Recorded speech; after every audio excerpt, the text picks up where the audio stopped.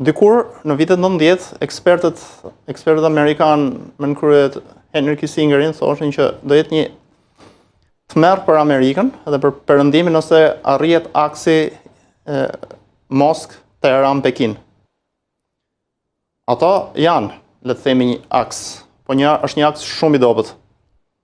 Është e vërtetë që Kina ka interesa shumë të mëdha në Iran, sepse është blerësi kryesor i naftës iraniane, që do thotë është një investim shumë i madh nga ana e Kinës, ekonomik në Iran. Por lind pyetje shumë e thjeshtë.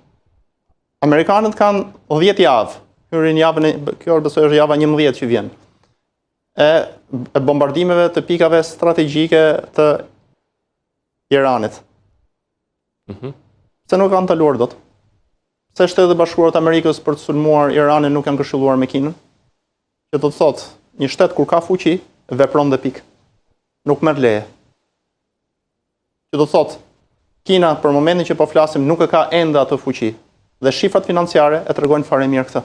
Nëse buxheti i Shtetit Bashkuar të Amerikës, GDP-ja është 32 trilion dollar, që do të thotë mas çdo lufte që ka zhvilluar, do të thonë që nga koha e Vietnamit, Afganistani, Iraku e tjerë, është rritur gjithmonë me afërsisht 6 trilion dollar. GDP-ja Kinës ka shkuar afërsisht 19 trilion dollar. Besoj se diferenca është jashtëzakonisht e dëmshme.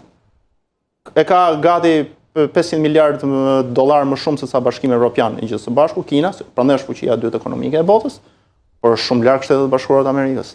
Dhe investimi i saj në Iran nuk u mbrojt, paktën për momentin.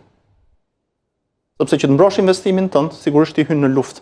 As në Venezuelë. As në Venezuelë, madje shkoj, nëse ju kujtoni me që e përmendët, presidenti Putin i Rusisë tha, mund të merrni çfarë doni me Venezuelën, kur para 3 ditësh kishte thënë shmiku më i madh dhe kështu, vetëm lini dorë të lirë në Ukrainë.